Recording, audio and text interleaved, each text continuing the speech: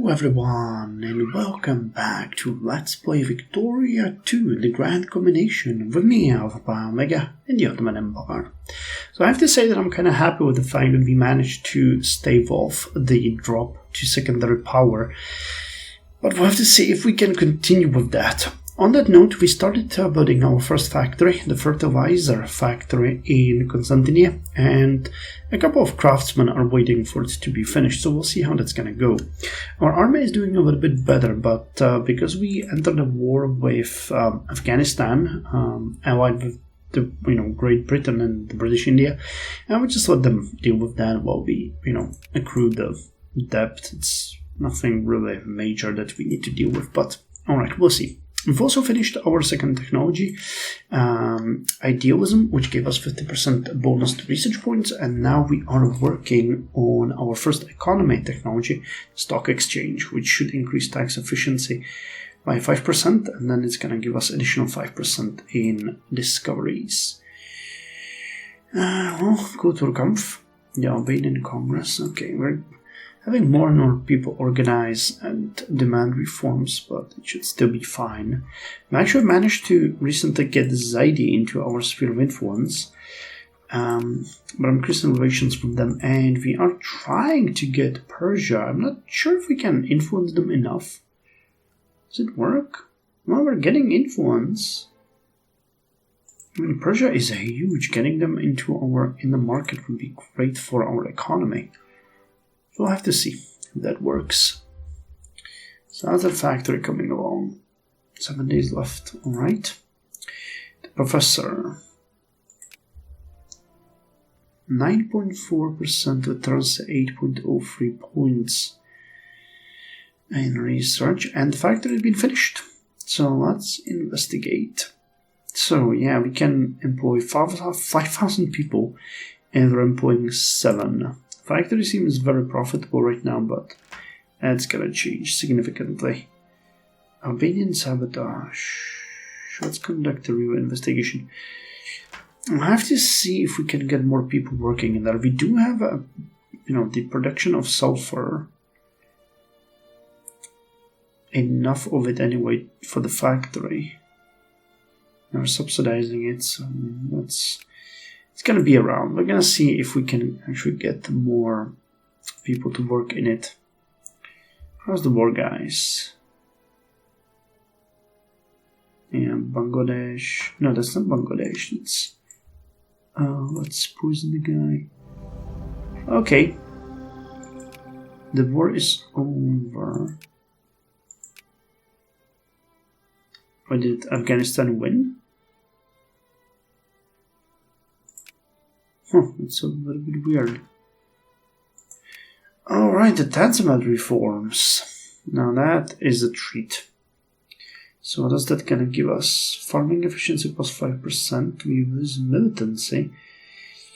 And we will... Oh no. No. Not gonna even read that at this point. Alright, economy is back to positive numbers, which is good. We're going to repay that debt.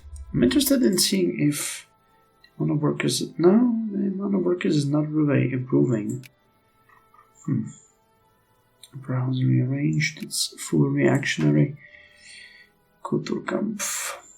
Sure, but first, let me... we should look at the Greek uprising. We find them there. We might want to move...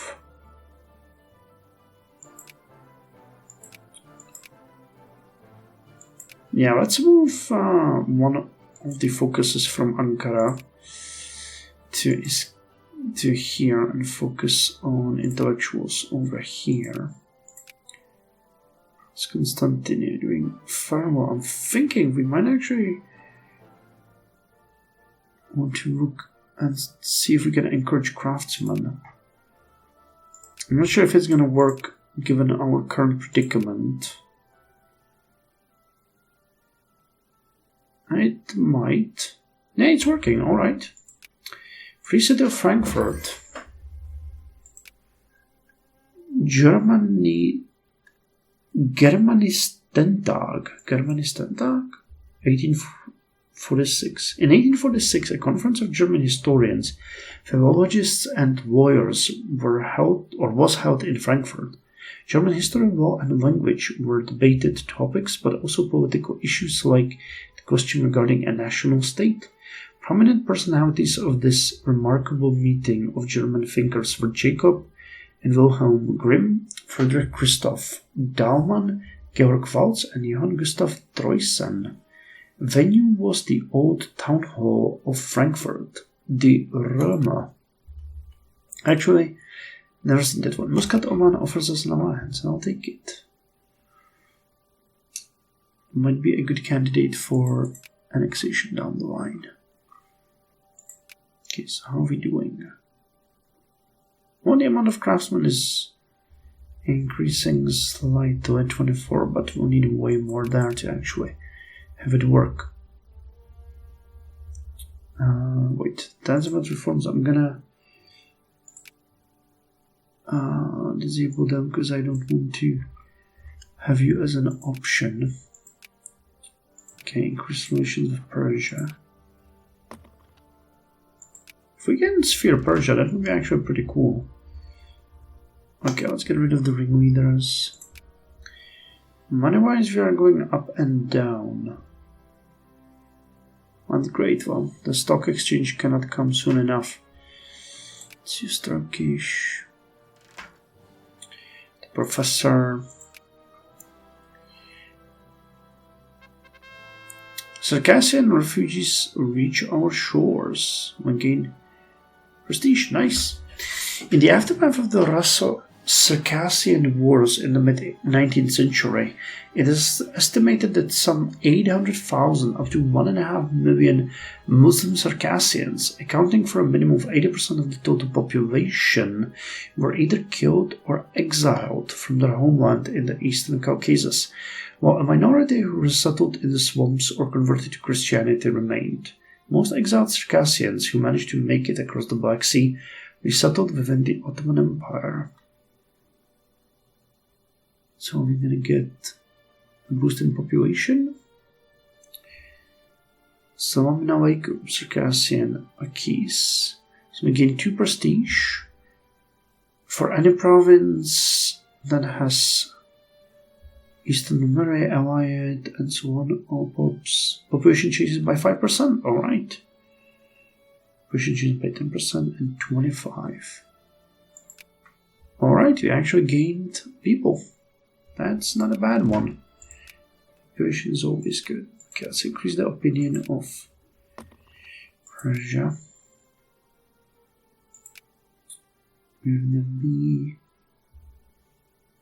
Alright, yet again we are bleeding money. It's not great. Artifact king. 83 craftsmen, alright. And it's a little bit profitable, a little bit losing money. Hegelian idealism, major discovery. As neo-Kantian thinkers fought over the best way to interpret the knowledge Kant has developed, Hegel, a rare breed among philosophers, delivered his own version of the idealist philosophy. Its main tenets were the philosophical view that the mind or spirit constitutes the fundamental reality which draws history onward in a semi-determined fashion. His influence cannot be underestimated. Among his disciples was the young Karl Marx, who further developed this type of idealism though into a different direction. Okay, we gain 1 prestige point.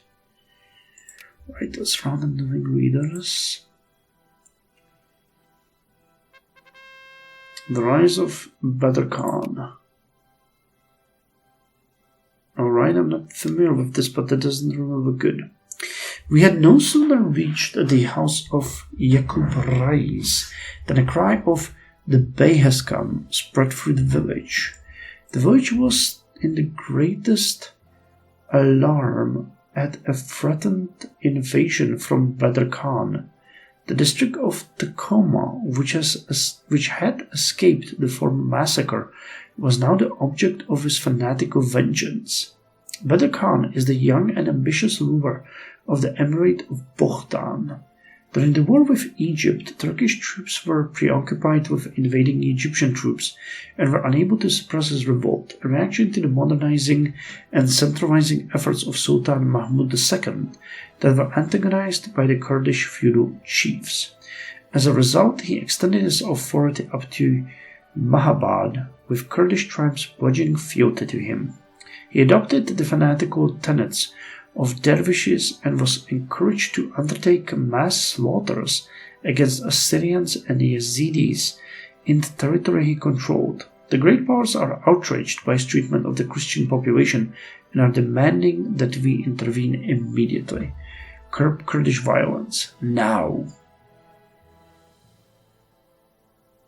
Alright. Persia gets the event. Against the service of General Bedr Khan, relentless. Declare war on Baghdad.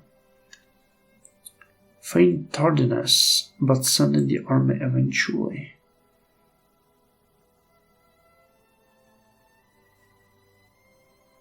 So wait, what's the difference? Oh! The Catholic, Eastern Orthodox and Yazidi population would get massacred. What massacres? Nothing is happening. But if something is happening, they deserve it. We gain prestige and infamy.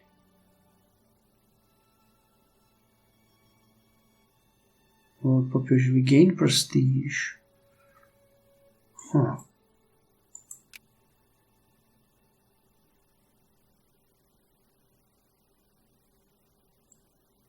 Closed borders, settlements, peace, war exhaustion. So which provinces? Soran, Baban, Hakkari.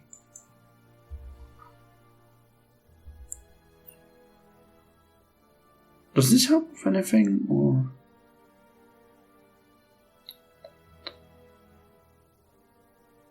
I mean, there are our people, so why the hell would we? Okay, so we're gonna go after them. War of Ottoman aggression against Baghdad. Alright. So who are we at war with? Just the eastern parts. Alright, that's not that bad. Pretty sure we can take them down. Baghdad. Yeah, they have no military or anything.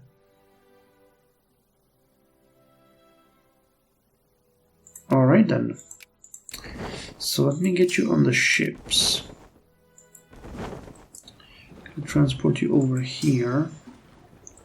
You guys are gonna come from the north. Organic work. Let's let it run its course. Bosnia history. And cartel distribution. Alright, you can go this way. Actually, go defeat Marash, then down south. I think you might be at war with Persia as well, aren't you? Oh yeah. Alright. Enforce our curriculum.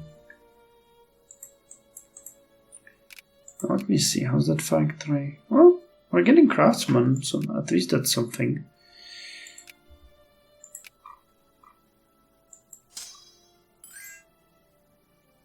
Raid of Nage. Okay.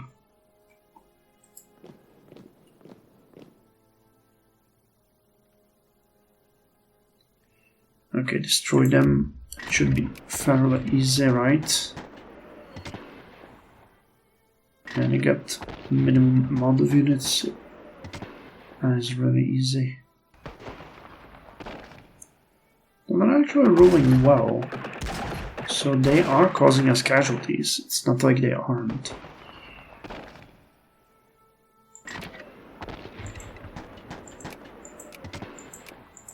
Alright, let's see the...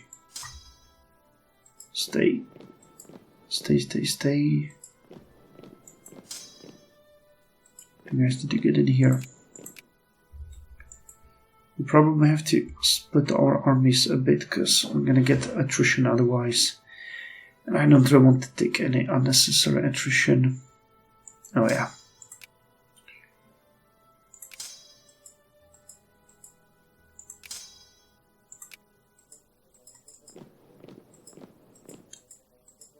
What? This terrain is a little bit confusing. Oh, this is one province and this is another one. Alright. Very confusing indeed. Now, depth is almost at 40k. Not great, but we're still managing to increase literacy and research points pretty nicely, so... Alright, and we're still getting attrition, so that didn't really help. Never mind then.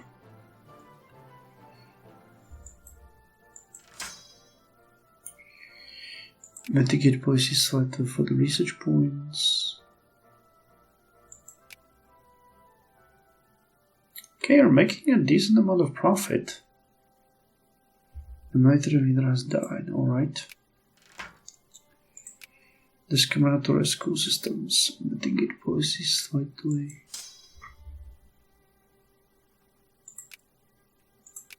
Oh yeah, these provinces are trash. Alright, well, let's put you into 2.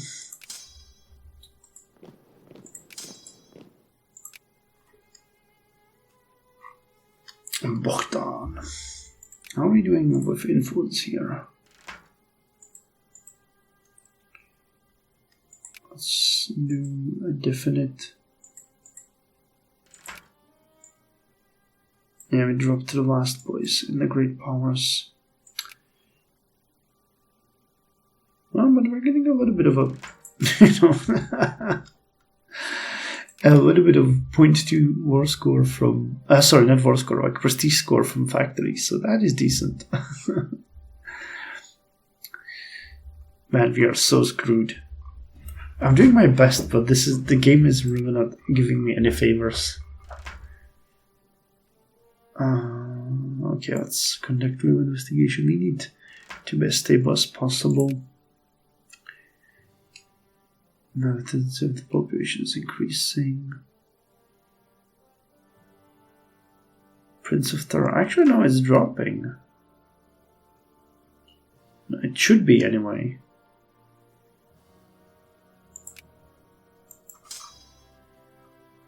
Alright, so we got you guys under control. Just continue.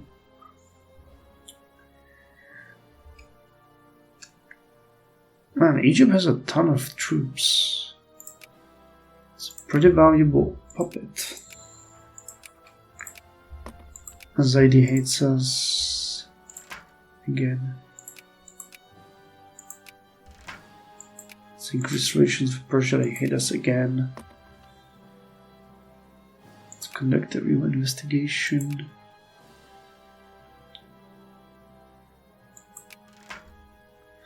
Hungarian uprising. Well, let's fight them there.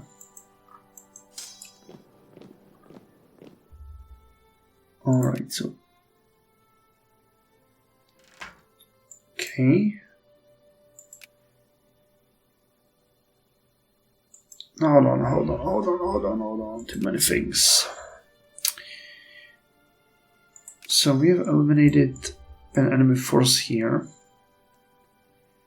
We've been discredited in Persia by the British, which is not great, but not terrible either. Oh yeah, Great Britain is after us.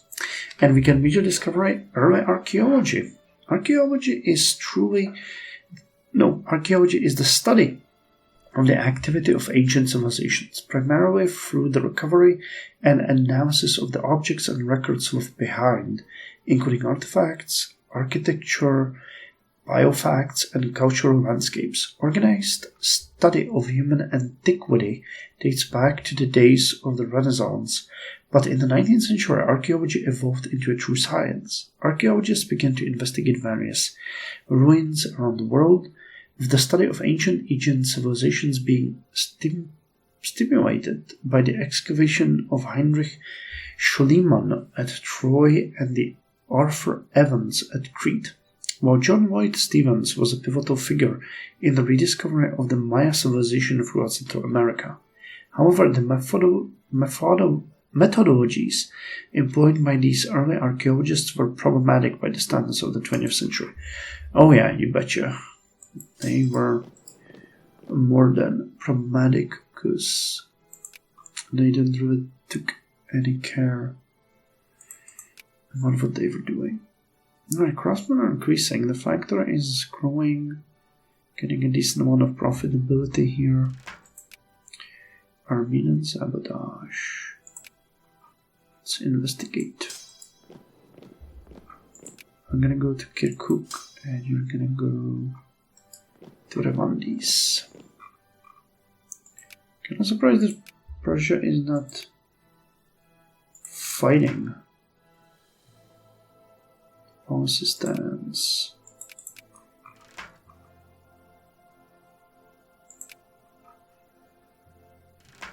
The Greek, yeah, the game is throwing everything it has on us, unfortunately. It's not great. Even debt is also increasing. We might have to cut the education budget again. Capital distribution.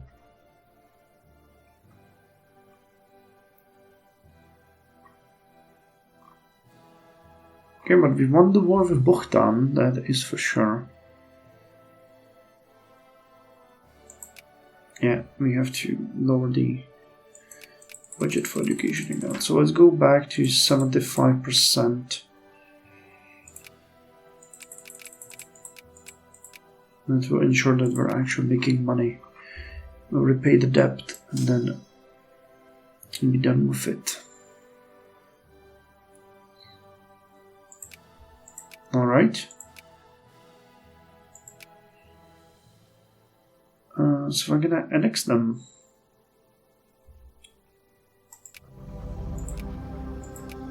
Alright. Taking them back. Actually, wasn't this a ton of various small puppets that we had? Now we own them all. And have a huge border with Persia because of it. Is the... okay, our influence is increasing. At least that's good news. So I believe that the army of Constantinople and... which one? 221. You guys were... yeah. 7th Army and Army of Constantinople is going to move back here. The 3rd Army and the 6th Army are going to be united into the 3rd Army and they're going to move back to Antalya. And they can march. So we have gained the eastern provinces. Not so bad. How much would increasing the university in Constantinople cost us? 18,000. Alright. Well, that gives me something to look forward to. The Second Treaty of Erzurum. While various treaties have demarked the Persian-Ottoman borders, tensions have remained high throughout history. Today is no different, and various border incidents of variable intensity are threatening to throw our empires into war. The great powers are fearful of this prospect and have offered to help us to demark the borders and settle all remaining disputes for once and all. Ottoman Empire loses all course on all Persian-owned provinces, and they lose all of their course on ours. We desire to settle the issues. We lose infamy, we increase relations with Russia, with Persia, we gain all course, or only war can settle our issues. We gain infamy, our relations tank, and we go into war.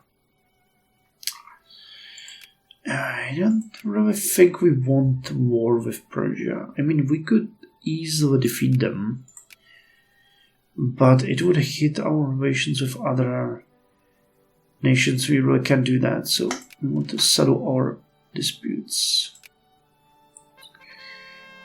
The fall of Bedr Khan. Oh wait, do we get these? Okay, Bedr Khan has been defeated and has been deported to Crete to live the rest of his life in exile. Kurdish autonomy has been revoked and the rebels have lost any hope of autonomy. The Assyrian survivors breathe with relief at the sight of the marching Ottoman troops. So did that change anything? Not really. We just lost a lot of militancy. And I think Persia is now... Yes, we have much better relations with them. So it gives us an option maybe to get them under better control. But yeah, we sort of fixed the border gore that was here, and we could build university, but we need to repay the loans first, because this is crazy. Vaccinations. This method meant that one could immunize animals and humans from illnesses that flourished. This made life easier for man and cattle tending, and cattle tending was more profitable. Army attrition further lowered, more military hospital, and pop growth increased. Alright. So again, we're doing sort of good. Let's get more research points. Stock exchanges coming soon. I really think that after that we need to go with the military staff system and look a little bit into our infantry, because... I mean, not infantry, army, because we're really not doing all that great. Let's get rid of the ringleaders in the offices and landowners. Well, we'll leave them alone. How's the factory doing? Got almost 500 men working there, and we're getting constant positive money, so that's good. Literary Association of Friends, Secret Police to the rescue. Well, actually, that hurt our relations with the United Kingdom. I should have been a little bit more careful. Alright. That'll be fine. And can we now improve? Yes. Opinion. So we're neutral. And we need to get much higher than that.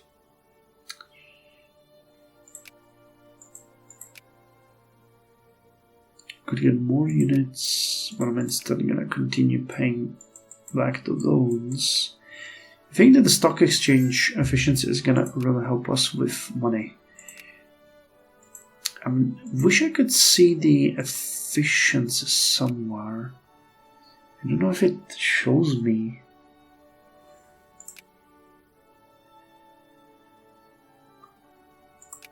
What's the efficiency? Oh, it shows. Okay, tax efficiency is 60%.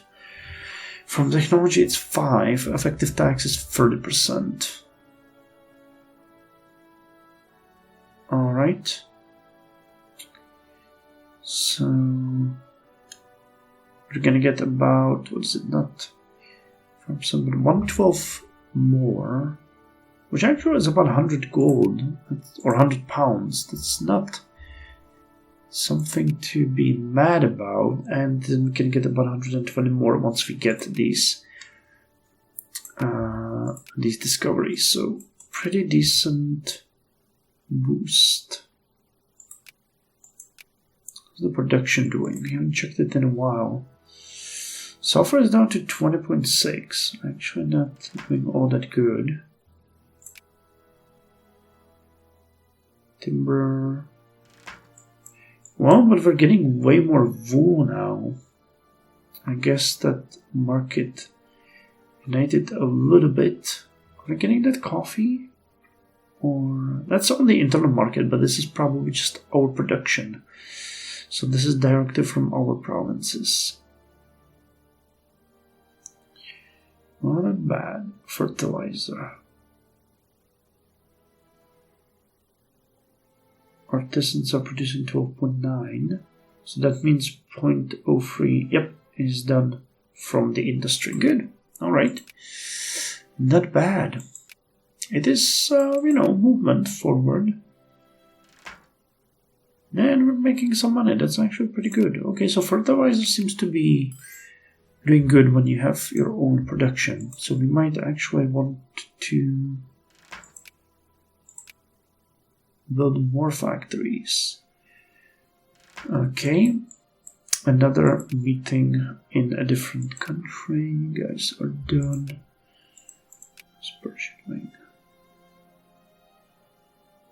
14.2. I'd really love it if we could sway them to our own viewpoint, but see, okay, debt is down to 21k.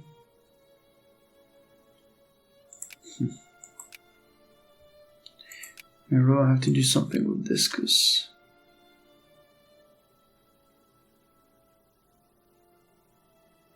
the Jacobin rebels, 100% of them, 100 rebel brigades. We get 55. That's really not good.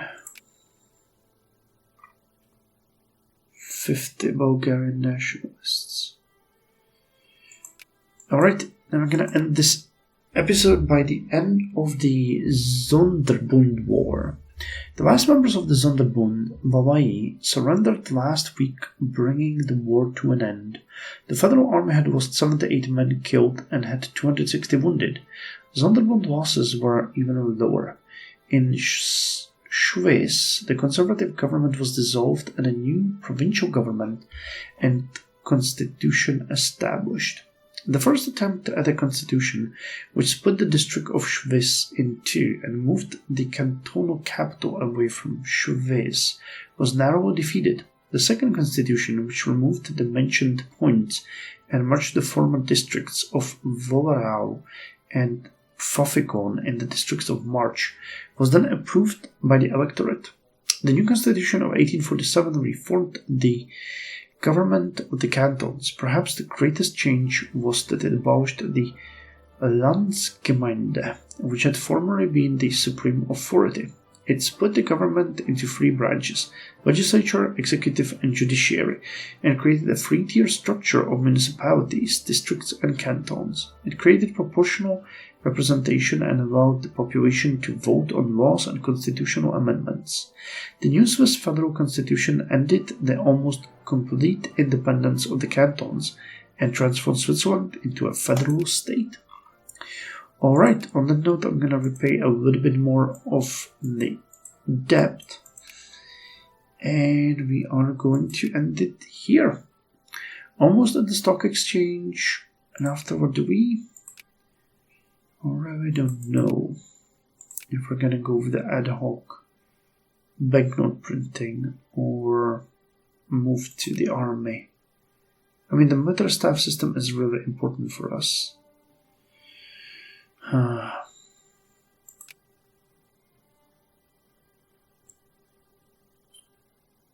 There's a lot of things that we need.